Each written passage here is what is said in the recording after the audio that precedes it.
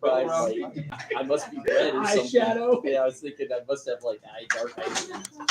Maybe it's my dark eyes that are filtered down in my face. Droop down. Yeah. I didn't sleep for like 2 days this week, so Like 2 whole days? Yeah. Reminder, you have to stand up closer to the podium when you talk. To the camera. Okay. It's live right now, I'm just saying. Where's the, okay, different camera? Yeah, well, yeah, so you'll have to stand closer. Or I can just do this. Yes, sir. Yeah, what is going on? Mostly through the more crypto miners we get, the more Yeah. generate. No, but the holders are gonna have to make. Not so far. You're so lame. Like that should, like we should like they should be in trouble. It should be a grade. I ran name. Yeah, I know you do. Yeah, I should be around. No. Yep. Yeah, in that meeting, he's gonna clarify with the group. I don't know. Where is everybody? They're all the same. everybody, Where we is it? qualify as somebody. CyberArk. We're not doing it on Is tape, this gonna save us all, or so what? where is everybody? Sorry. It's raining. Really? It sounds like a ship. That actually is It probably does. why. CyberArk. I checked the radar. Yeah, that's probably why. He's here. I thought you said that's a lie. Oh. Take a look outside. It's raining outside right now. Hopefully it's gonna stop. They should all get. Get them, Maddie. Get them, Maddie. Did you do your pictures? did. That's a lie. Yeah, I didn't even get to bomb them this week. I'm so out of it. She escaped my bombing. Post it this week.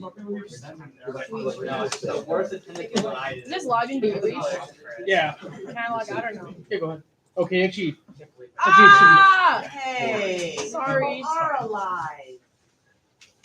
Matt, So we'll start happy. 1 minute, okay? Oh, 1 minute. Hey, Well, we'll give it 30. good.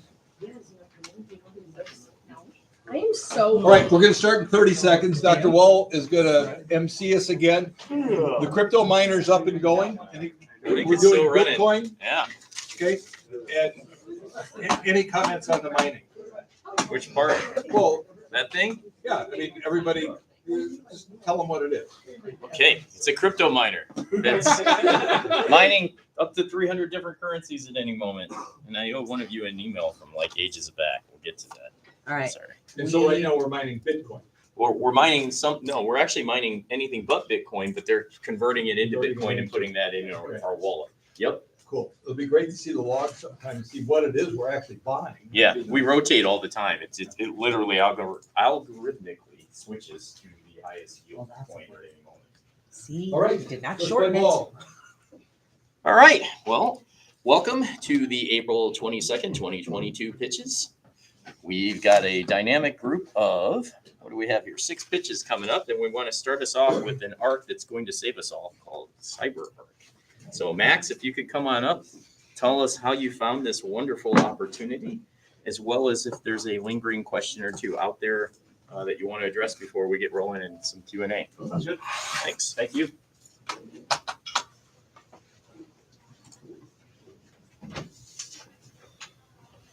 Hey guys, so as Dr. Wall mentioned, I'm pitching CyberArk software. It's an Israeli-based cybersecurity company at a target price of $220.42, representing a 25.36% upside.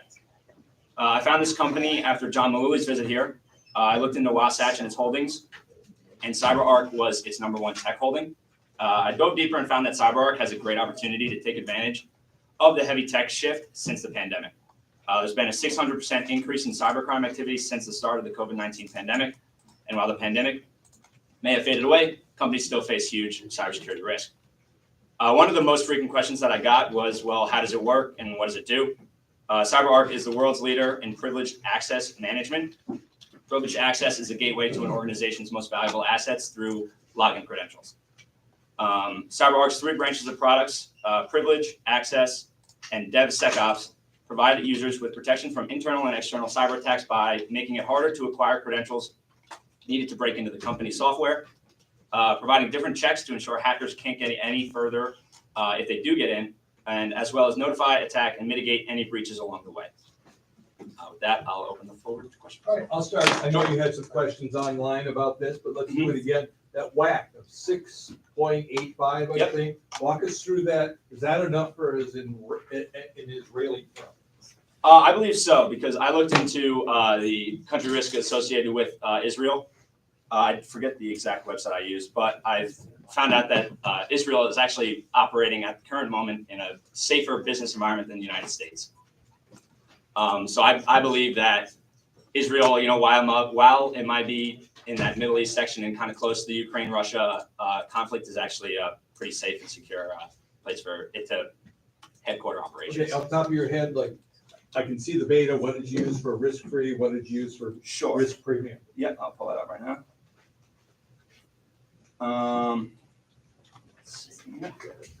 Risk-free rate, I used the 10-year treasury as of April 5th was 2.62%, and then a S&P 500 return of 6.75%, equity risk premium 4.3%, beta 1.1. Okay, so you took that beta, you multiplied it by 6.75, or did you multiply it by 6.75 minus your risk-free rate?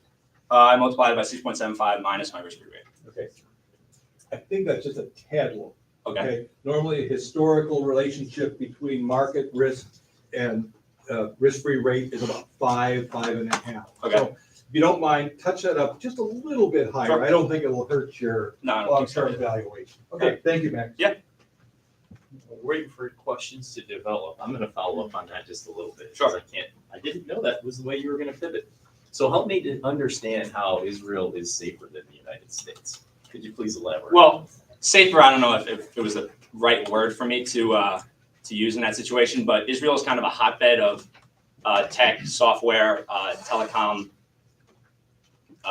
businesses at the moment, and I think they do a very good job outsourcing their business operations in terms of getting their products all over the globe and just operating there. And I think that while it may not be safer in terms of its location, I think that it's a fairly safe spot for a tech company, cybersecurity company like CyberArk to operate. Rishi. Yeah. Can we just touch on why SaaS is such a great place to go? Sure.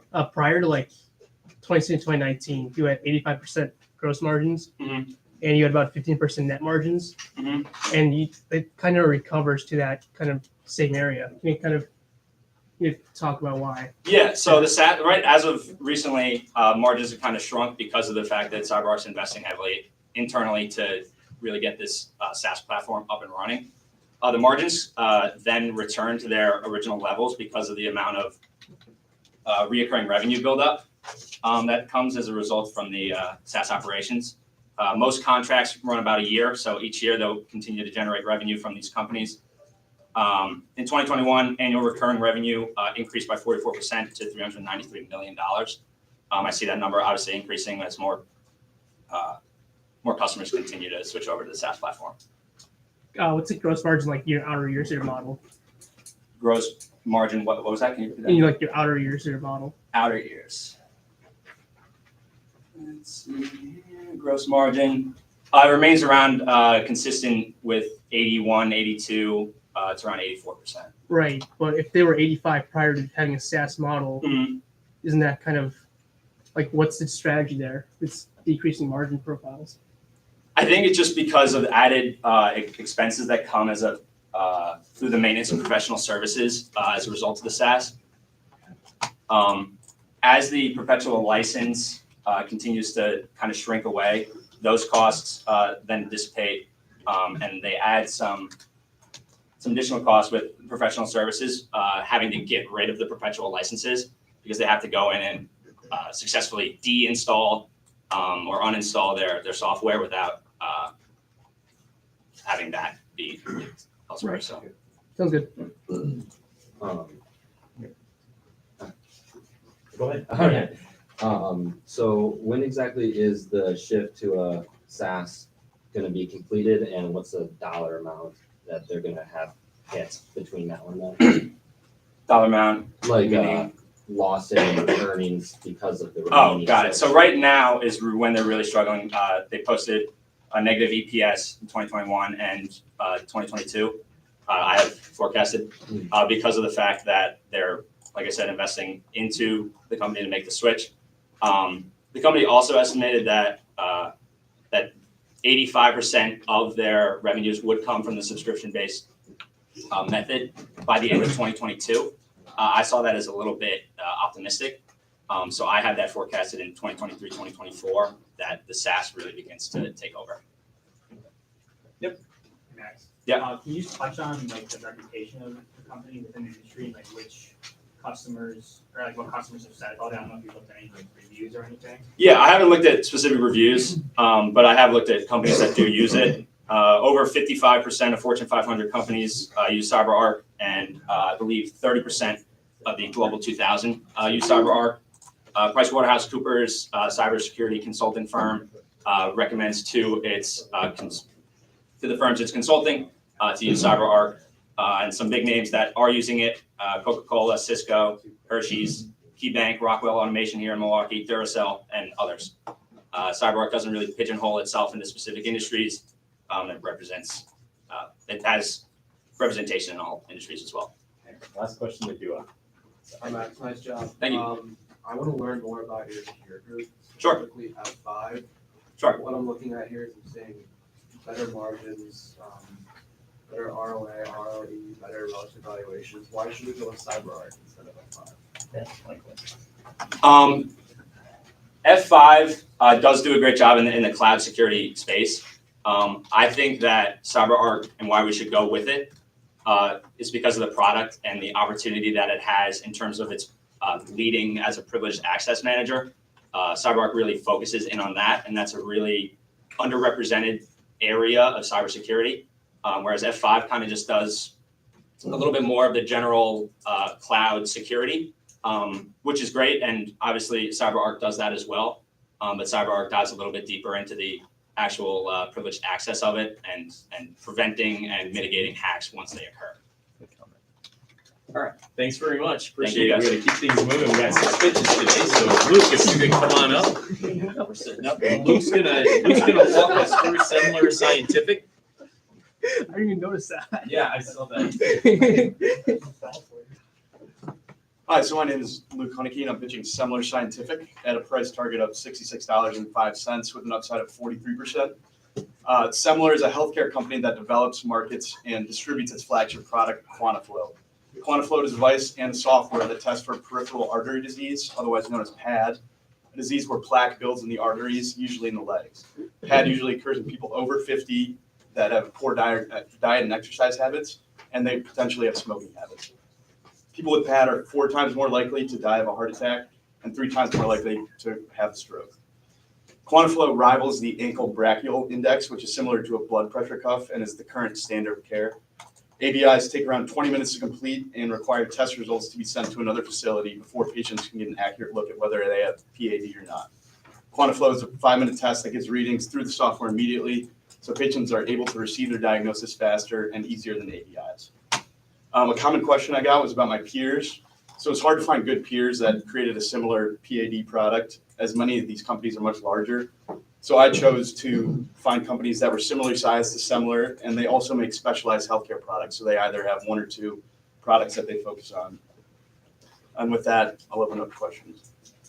Reimbursements are really crucial for a healthcare firm, particularly a device type company here. What do you know about the reimbursements? Are these covered by standard insurance, HMO, Medicare, Medicaid?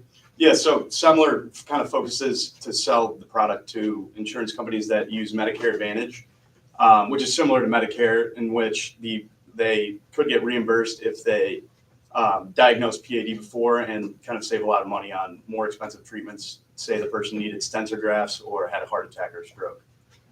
I get it, that's how HMOs use it, because they get paid a fixed amount per month per enrollee. So they'll use whatever tools they can to do preventative health care.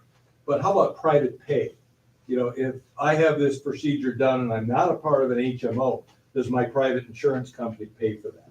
I'm not positive. Okay, you should check in that. Okay. And you can also fairly easily see what they're reimbursed. Right. Okay. Okay, thank you. Andrew. Yeah, great job, Luke. So seeing here, medical device testing company. Could you talk me through their new product development or research process? What regulation is on there? How you build in any risks of regulation issue with your model? That could be a big issue. Yeah, so QuantaFlow has a patent until 2027. And they have kind of two products in their pipeline currently. One is Insulin Insights, which they actually didn't develop. That was a different company that they invested in. And so with, that kind of FDA regulation, that's kind of on the company that developed it, that's kind of on them.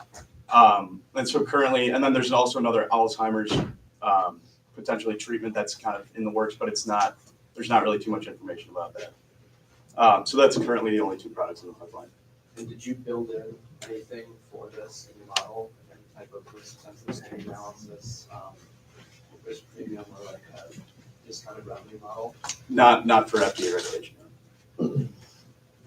Hey, Luke, great work here. I noticed that your company's missed on earnings the past 2 times. They've released earnings and subsequently the stock's taken a pretty big hit. Why did they miss earnings the past 2 times, and what is, I guess, manage your confidence in management to set good guidance and projections going forward? Yeah, so the past 2 quarters, they definitely did miss earnings, and management found that a lot of the insurance companies, hospitals, and doctors were kind of front-loading their testing in the year. So they would use the product really early in the year instead of kind of, averaging it out throughout the year. So they kind of expected that the growth would continue.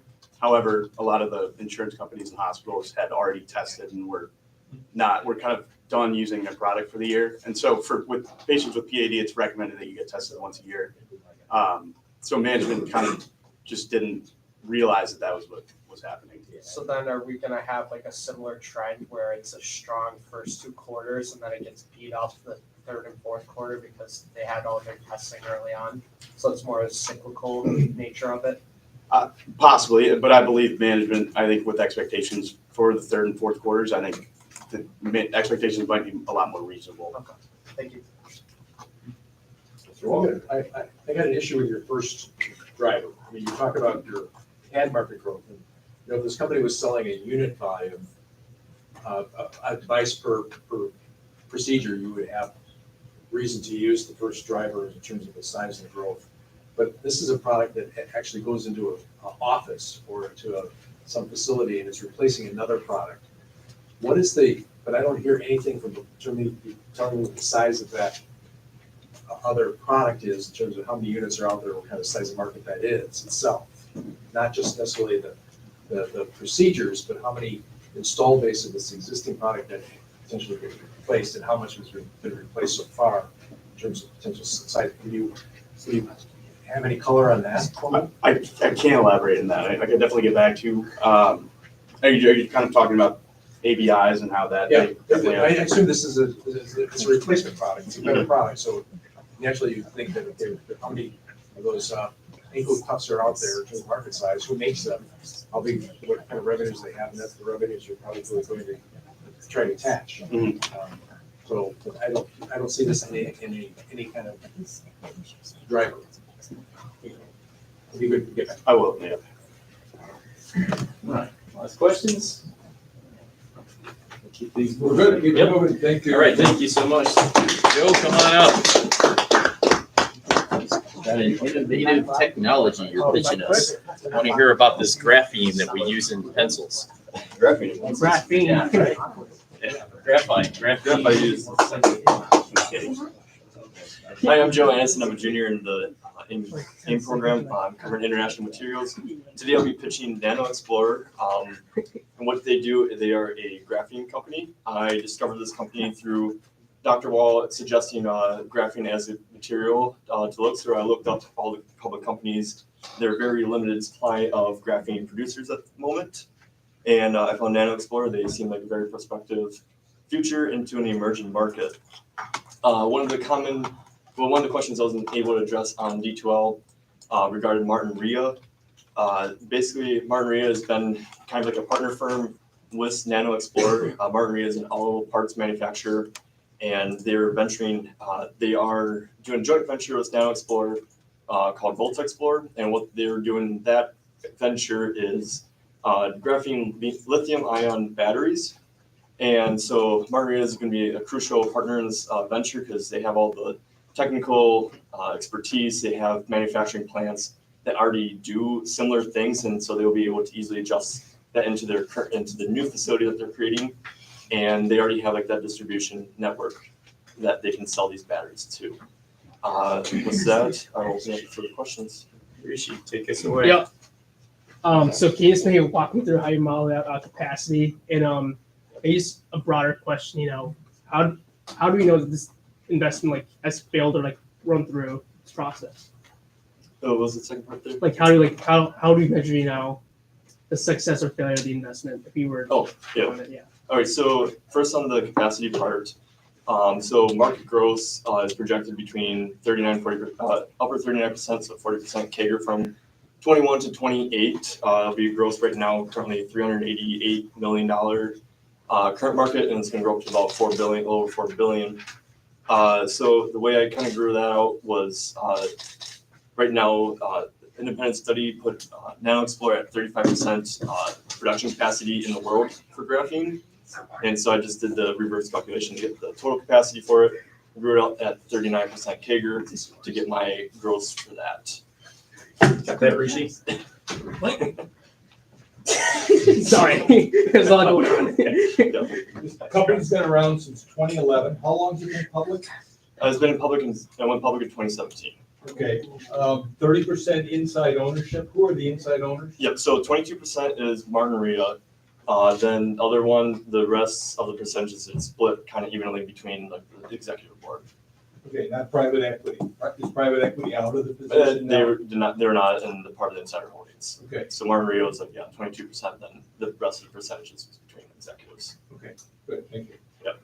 Andrew. Yeah, nice job. Can you walk me through your pension deficit that you model out and the costs associated with it, and how big of an effect do you anticipate this having on? Yeah, so right now they're in a deficit of 811,000. That's Canadian, so roughly 700,000 US dollar. I did not do any specific modeling out of that payment structure. They currently, for their contributions, they paid about 50 to 60% of the contribution to the employee. I put down as a risk because that is kind of liquidity. In a startup company, everyone needs cash for it. Currently, they do have plenty of cash to cover that amount. They have about $50 million as cash holdings at the moment. So I don't see it being an overly big issue down the line, but it could, cover a little bit issue. Yeah, it's a little bit concerning to me that it's 10 times expected revenue roughly for 2022. I just see that we should probably have that as a little bit of a concern. Yeah, the graphene, they have plenty of, in the future years, they'll have plenty of liquidity and cash flow coming in. Currently, they are underfunded and it has gone down. 2020, it was about 1.4 million Canadian. So now they've been able to reduce that down to 811. I foresee that continuing that progression. Yeah. Can you talk about your comps and just the competitiveness of this industry with these emerging product? Yep.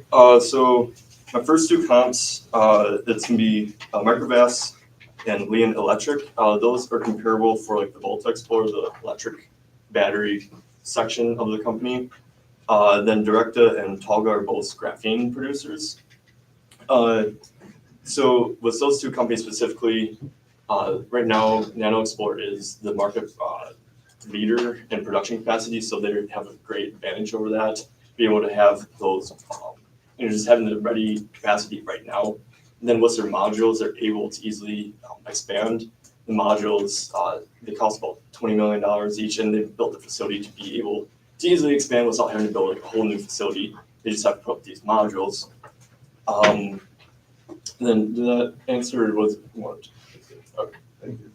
Basil. Yeah, could you please talk about where NanoXplore gets the graphene from, and did you include that in your model for training at all? Yep, so they make their own graphene from graphite. So they source their graphite.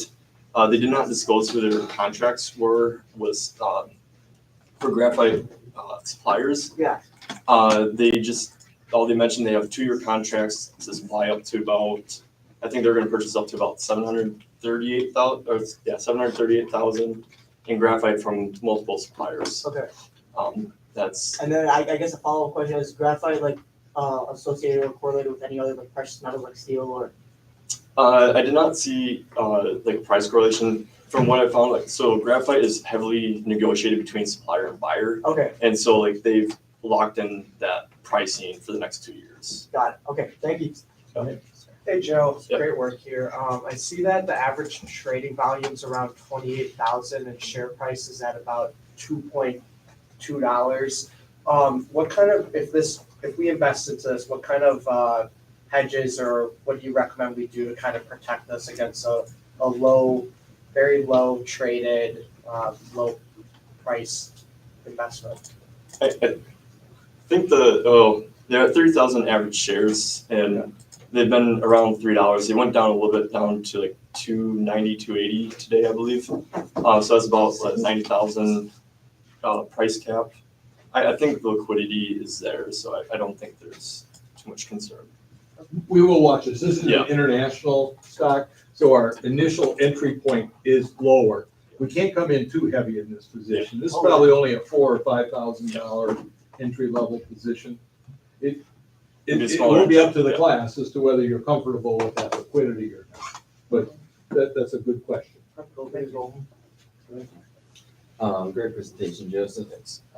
For the margins on this business, I see you have the operating margins going towards about 20%, but gross margins right now are only about 8%.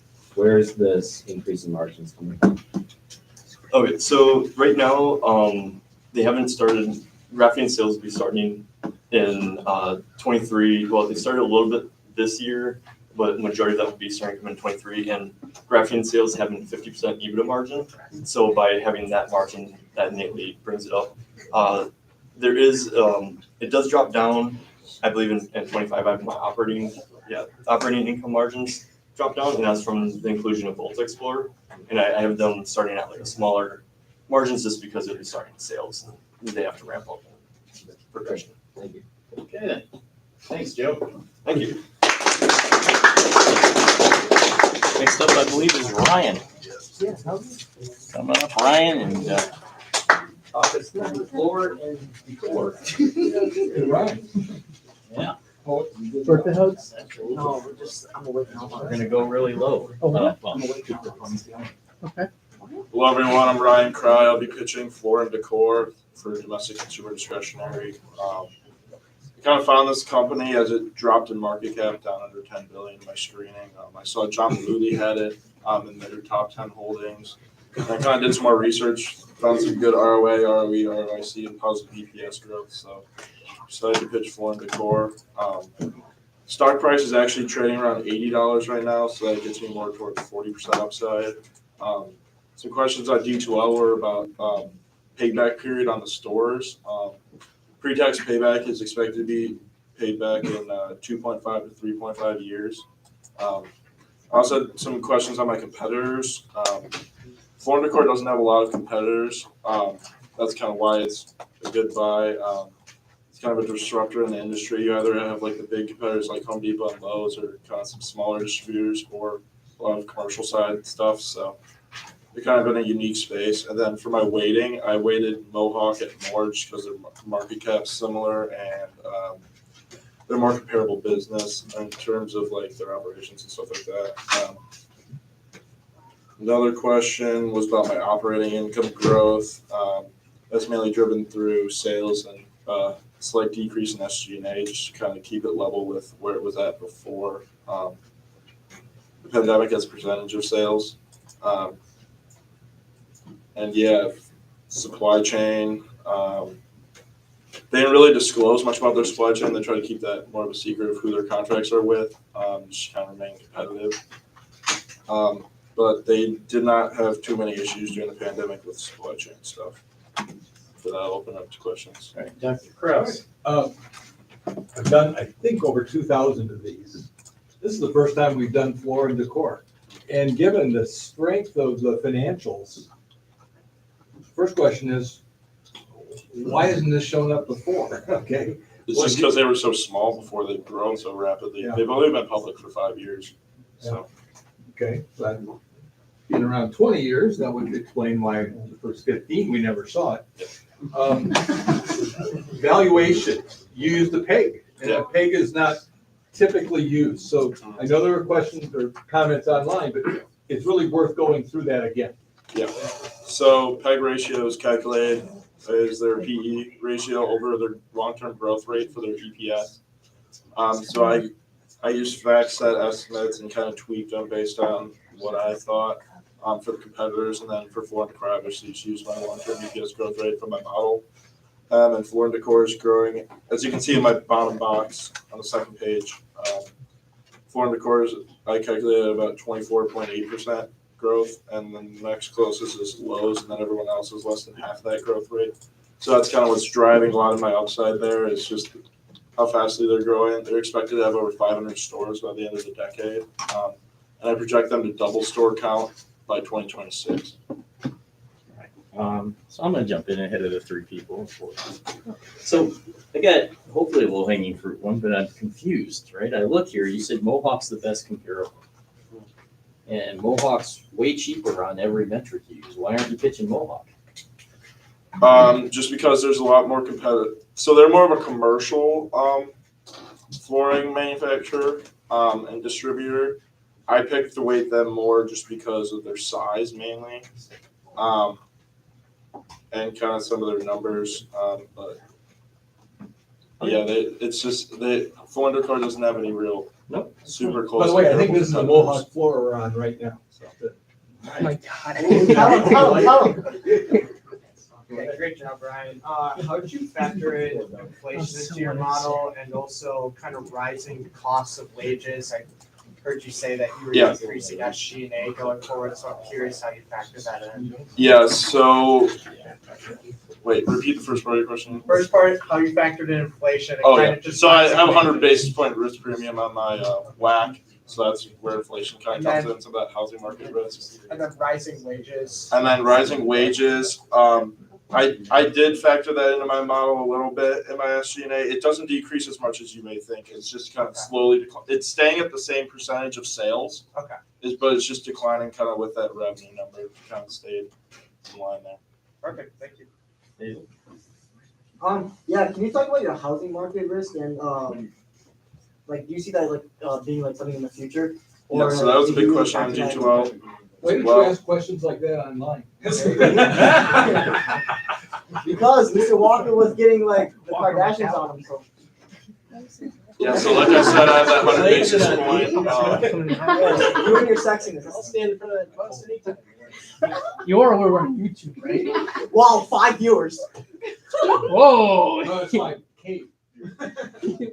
Yeah, so I have that risk premium on my WAC, and then also I was very conservative in my numbers from my model, so I think that kind of accounts for some of it.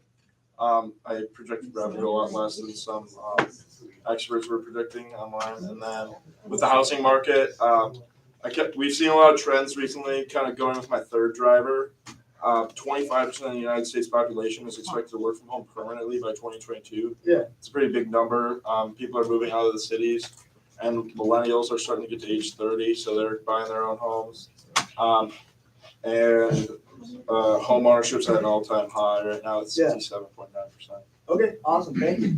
Rishi. Yeah, looking at your bottom box, you have a 24.8% long-term EPS growth rate. Yep. And your midterm EPS is 18. Can you kind of walk me through the disparity there? Like, is your EPS growing faster in your back years in your model? Yeah. Okay. What's like kind of It's just because with the store growth, it's kind of building on that more. So they're doing like 30 stores a year right now, and I kind of projected them to get more towards like 40 or 50 stores down the line, and that's kind of driving that back end EPS growth. Okay, sounds good. Mr. Walker. It was really with that question that you have your revenue model in front of you right here.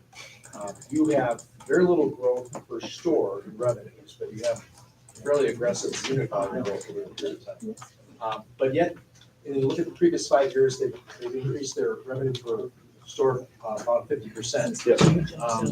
Why? Why did you just put in your model, just a unit volume increase rather than store? Yeah, again, that was just being conservative with the housing market. I didn't really know what was kind of going on there. I wanted to be sure that I wasn't overestimating. Yeah, like you said, the revenue per store was growing.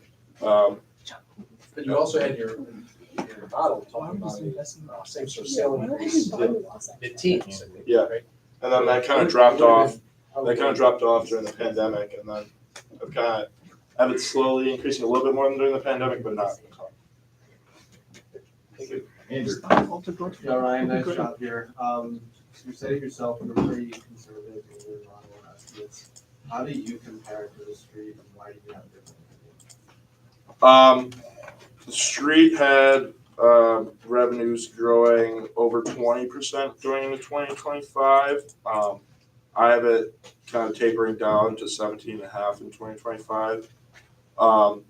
I think the biggest thing was they were just really confident in the amount of stores that Decor is able to put out and kind of grow that number. I know management's been constantly increasing their expectation in the amount of stores. Before they said it was 400 plus by the end of the decade. Now they upped that to 500, so that's a big increase there. I think the street kind of overreacted to that number, mainly. Yeah, August is asking how your most popular products, how do the prices compare to competitors like Home Depot and Lowe's? So that's a good one. I actually put a chart on D2L with the prices, but I looked at some of the comparable products on Home Depot and Lowe's pages versus Floor & Decor. I think I picked out 4 products that were just like basic ones I could find. And that Floor & Decor had like $1 per square foot less for pricing on each of those, which kind of adds up pretty quickly if you think about it. Did you visit one? There's one in my hometown. I have been in it before. Do you like it? Yeah. Okay. It's almost like they have like the store pricing, almost like Trader Joe's. They make it very like handwritten and stuff like that. Ooh, bougie. That's kind of what popped out to me. And then they have their own like design centers in there, so customers can go in and talk to a design consultant, and those customers are expected to spend 3 times more than the average customer, so they kind of use that to help drive revenue as well. 2 last questions. Follow up from Bill. You have your PEG ratio that you're using is 1.43 in your model. Yep. But you show a PE of 2394 and a long-term growth rate of 2480. Those numbers don't jive. So the PE to growth rate, how did you get your PE to growth rate of 1.45? How you calculate that? My PEG might have been from the PE for this year instead of my forward PE in my box, I believe. So I think I used this year's PE for this. So you continued that for Yeah, that's the same for all of them. Yep. Maddie, finish this off. I have 2 quick ones. One, do you have costs per store? So, like a return on investments for each store? Yeah. So I said at the beginning, pre-tax paybacks 2.5 to 3.5 years per store. So each store get their money back on their store. Okay. Do you have that versus competitors? I do not. And then, do you have any insight on their digital presence? Yeah. So that was another big question on D2L. They kind of use their e-commerce presence kind of in tune with their in-store presence. I think the flooring market is very resistant to kind of an Amazon kind of competitor kind of penetrating the market there, just taking over. Mainly because customers like to go in and look at the flooring products. Some statistics for you: 80 to 90% pick up in store. 79% of in-store customers visit the website before going in the store, and 71% of online customers visit in-store before buying online. So they kind of use those in tune. And then e-commerce sales was about 9% last year, and then 16.4% this year. So it's kind of growing kind of consumer trends. All right, thanks. You got to go through the ringer on that one. Jake, come on up. Jake, same thing. Talk us through Unicharm, please. Sounds good.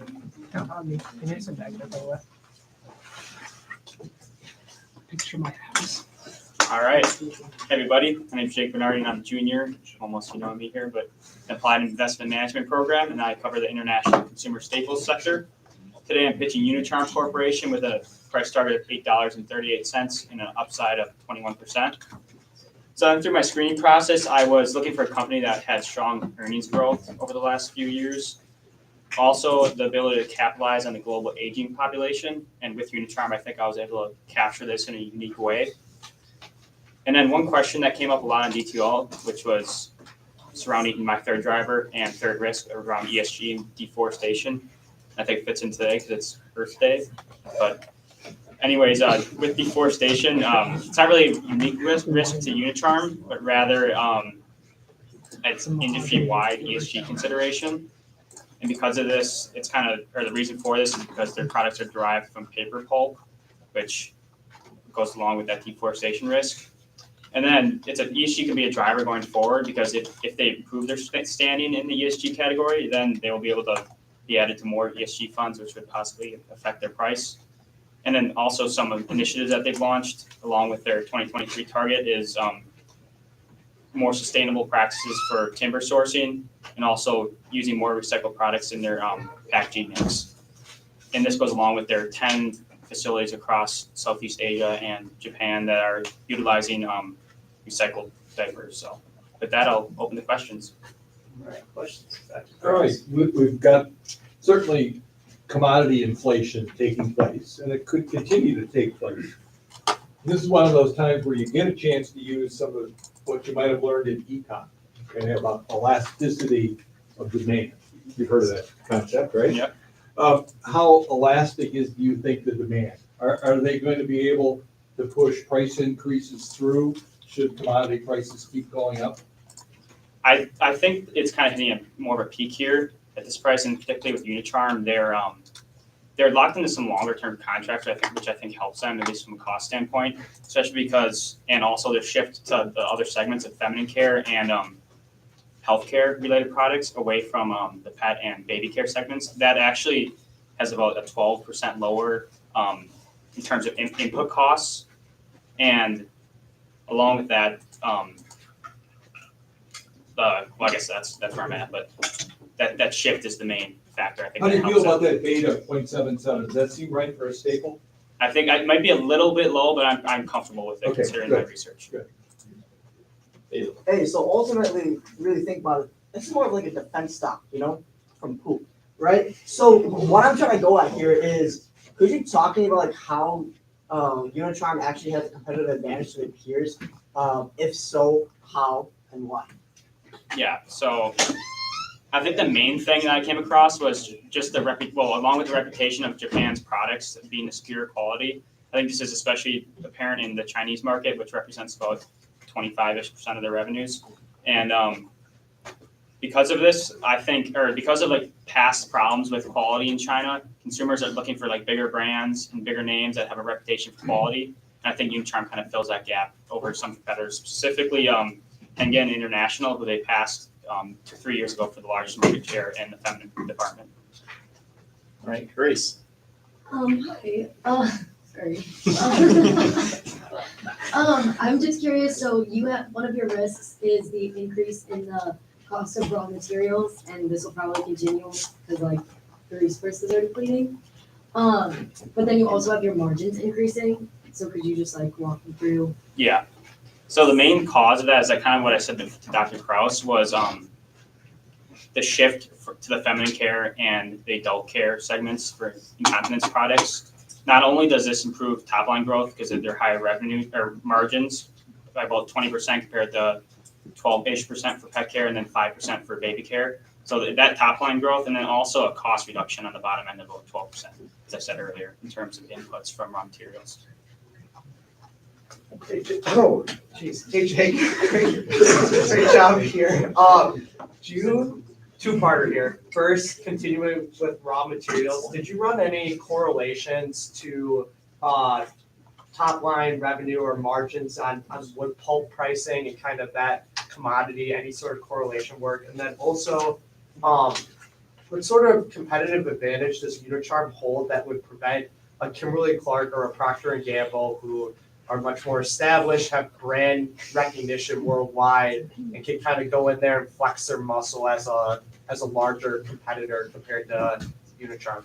Yeah, so with the first question regarding correlation, I did not do any correlation risk, but or analysis. But like I said earlier, they're locked in some contracts for that, which I do think helps them. It's more shorter term, but I can get back to you if you want on the correlation between the two.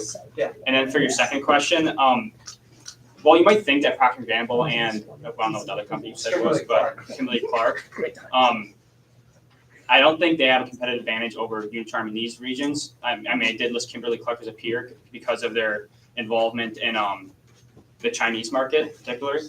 But so their products and their brand reputation is much stronger here compared to those other companies, particularly like Procter & Gamble. I didn't want to use because they're so big and they offer so many different products compared to Unicharm. And also their supply network, which they're expanding, especially in emerging markets and in China, I guess. Just a lot stronger sourcing from Japan and from other markets in the area. So I think their global footprint, at least, or their regional footprint in that area is a lot stronger than those companies.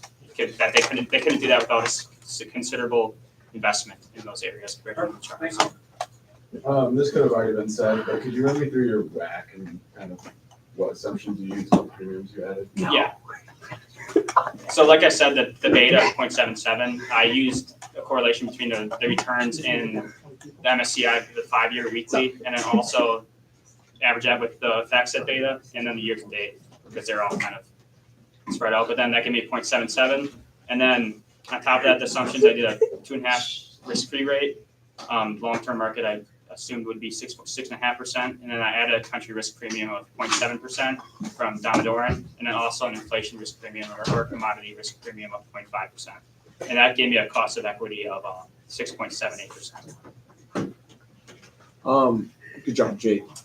So in the third driver, you talked about ESG.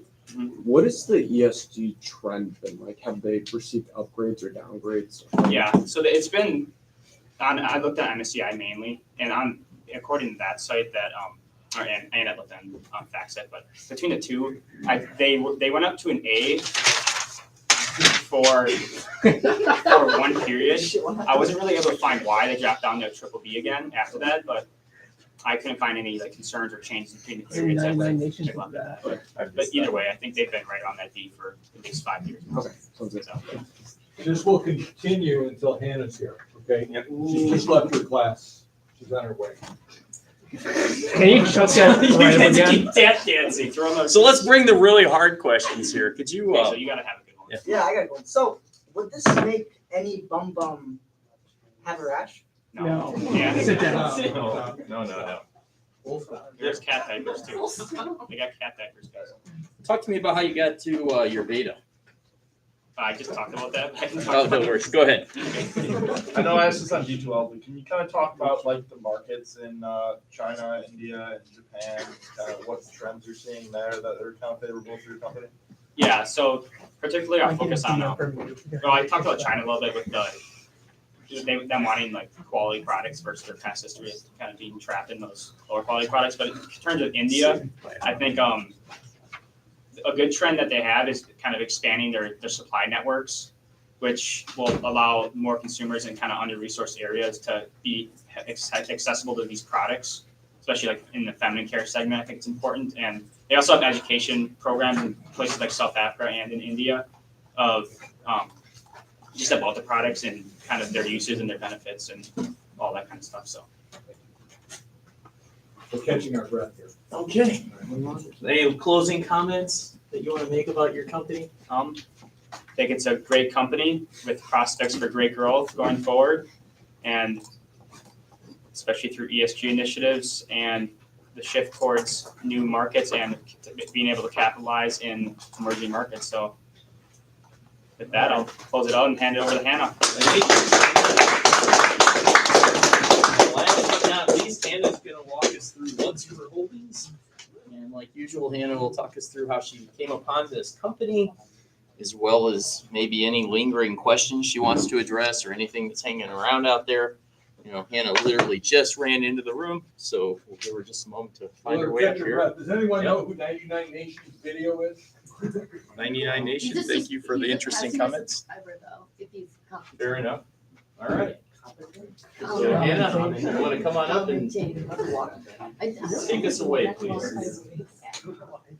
He's fine over there.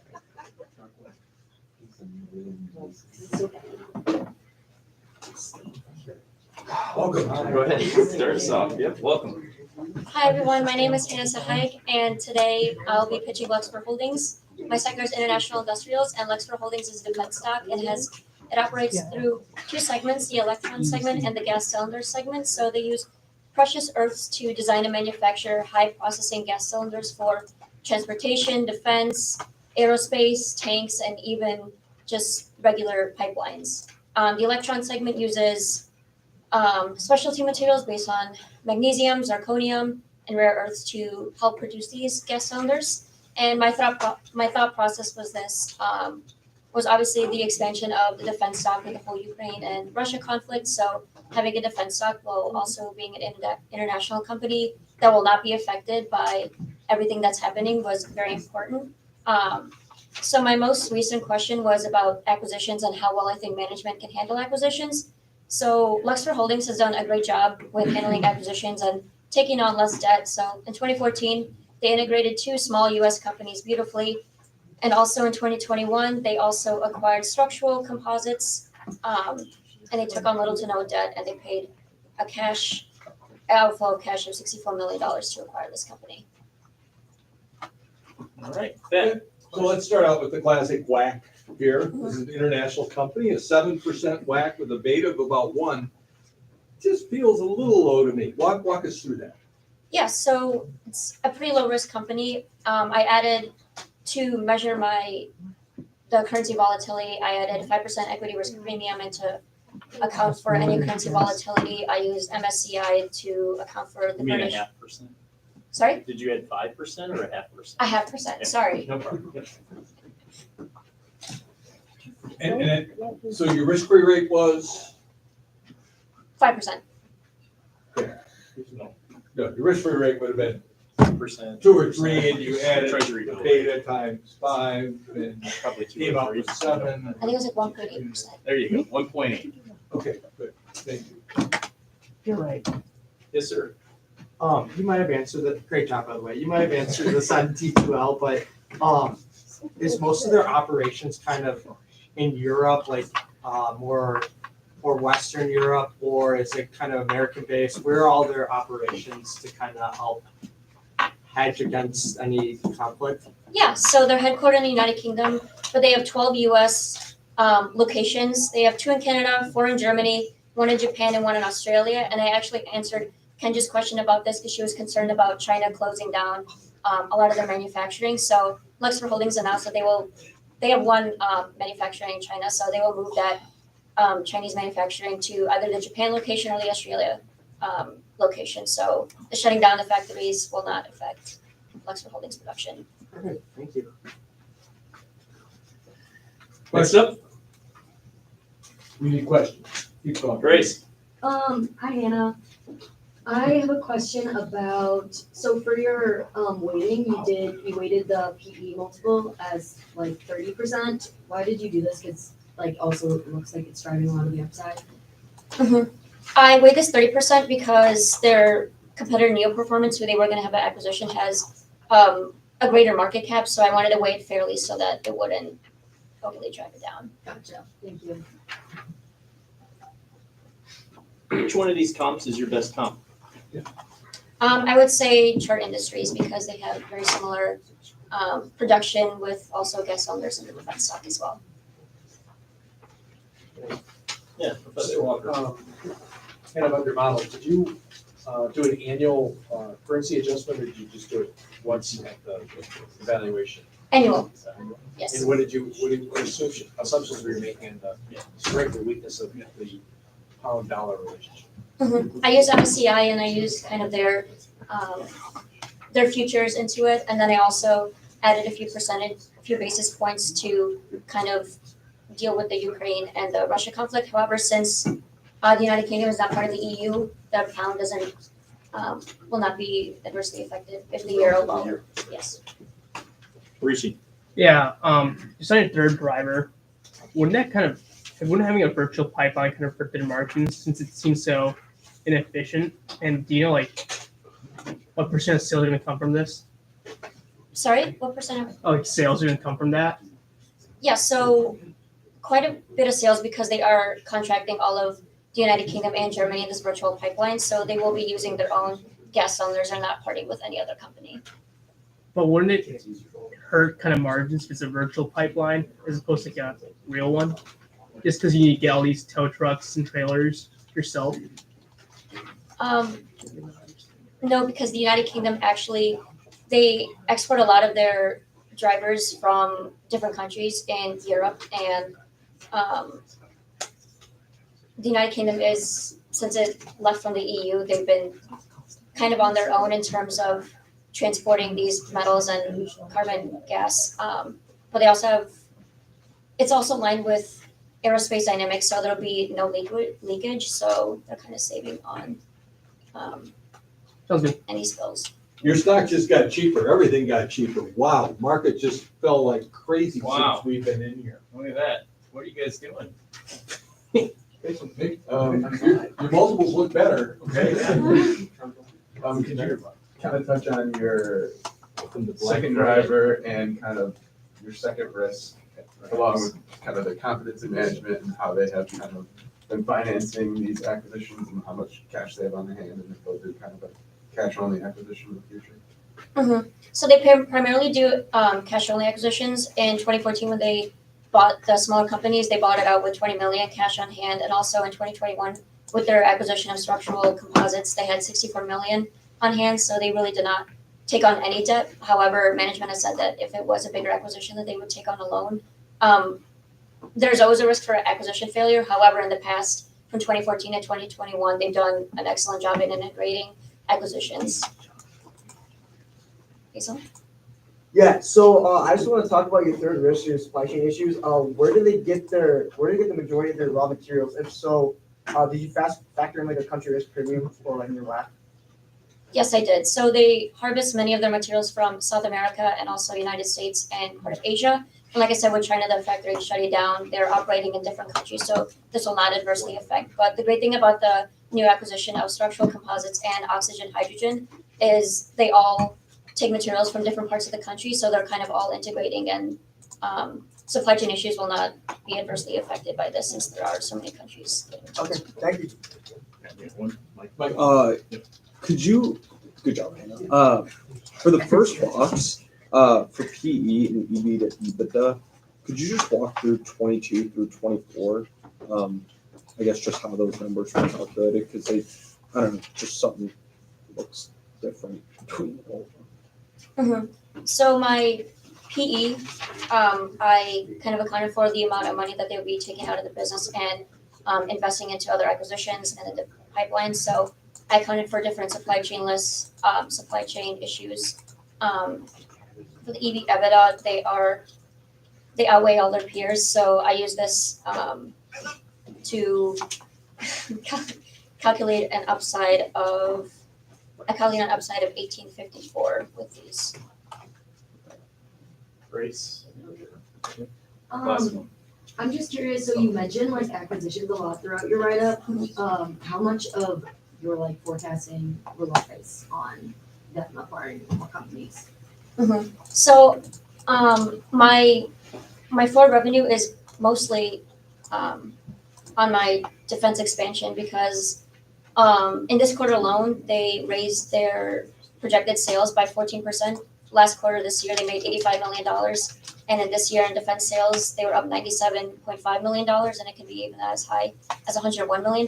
So I kind of equally distributed mostly the defense expansion because it is such a big part of the current markets now. But yes, part of it was a new acquisition since the new acquisition and partnership of Structural Composite and Octopus Hydrogen is still so new. All right, so what's ESG? B. And this is defense stuff. How do you feel about that? It's not as good as it should be. However, management is doing a lot to improve the ESG with the new pipeline around in the aerospace to prevent any spillage. So I there's no answer, because this is a debatable. Marquette is no longer owning fossil fuel stocks. You probably saw that a few weeks ago in Marquette today.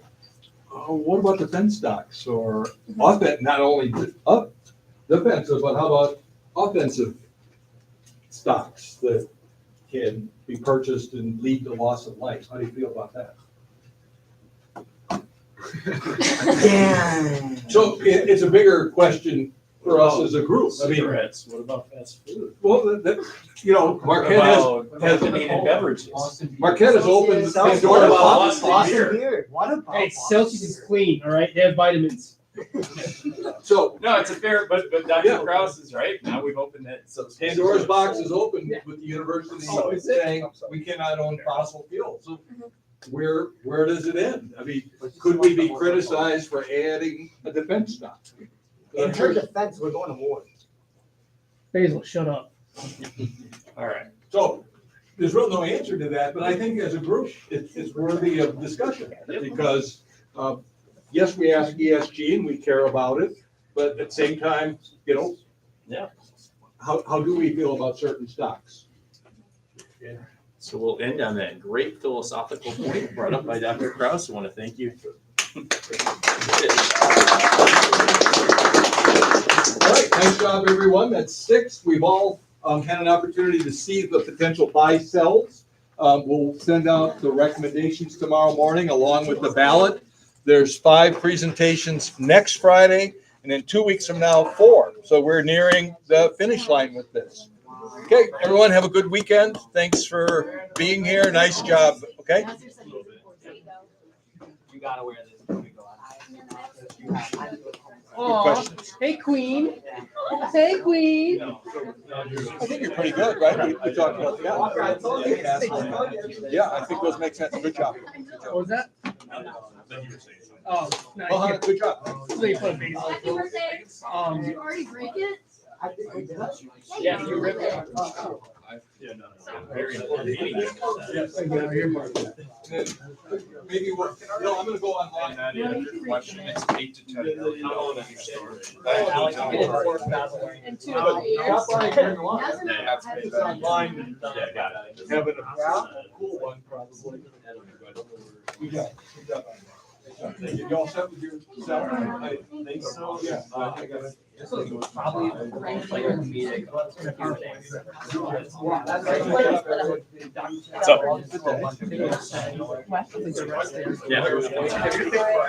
You're going Spider now. They got a driver up here. Not even.